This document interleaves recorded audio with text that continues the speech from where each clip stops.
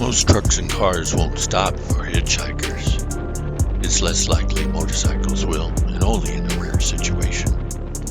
Carrying a rider behind you is a closer, more personal thing than riding in a car, and who knows where that might go. But you never know, so don't count things out. Along a lonely stretch of highway, I got the impulse to stop for a stranded soul. I had no spare helmet, but he didn't care. We had no way of talking while riding, which was fine with me. But as I accelerated with him holding on behind, something bizarre started to happen. I heard his voice in my head. It was powerful, impassioned, insistent. Like some download of AI-generated rap, it proceeded to explain everything about life and who we are and what this place is. Like a fire hose into my ear, it wouldn't let up. The faster I accelerated, the more it filled my head. I started feeling this urge to redline the information. I wanted to understand everything, and I couldn't wait to get to the speed of light. It was a hypnotic, addictive, and unending overflow concentrated into a shockwave of knowing.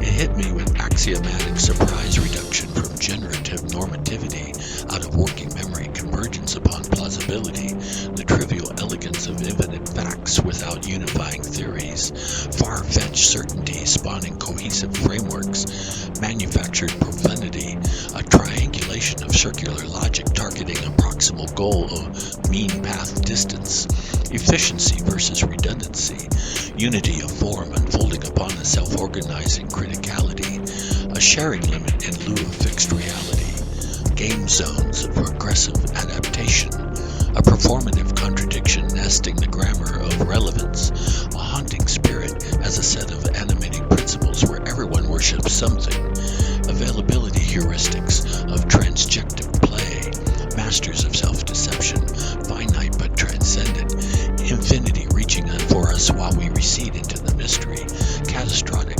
adventures as a through line into one's personal myth, insight in lieu of unity, feigning epistemic humility, voluntarily confronting avoidance, a zone of proximal development, evolving our symbols, pedagogical ecology of practices.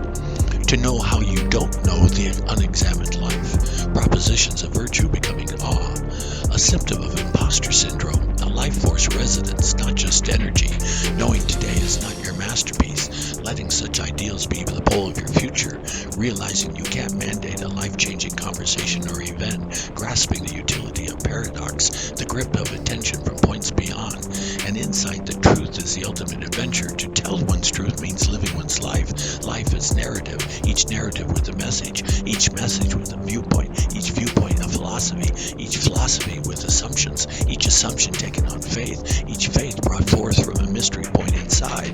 Not cold calculation, but hopeful prediction. The brain not trying to predict the world, but trying to predict itself.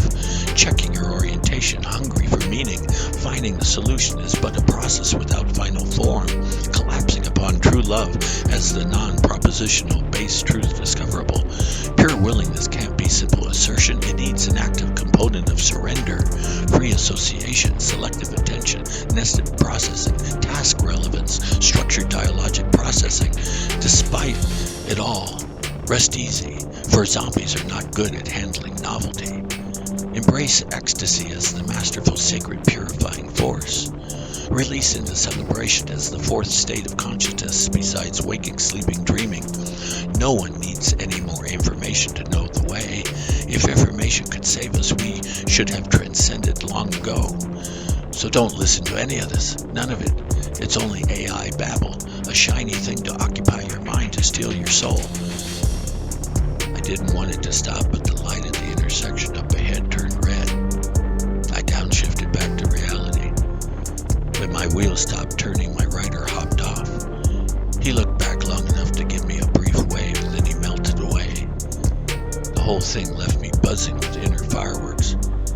How could it be? I had picked him up, but it was he who had taken me for a ride.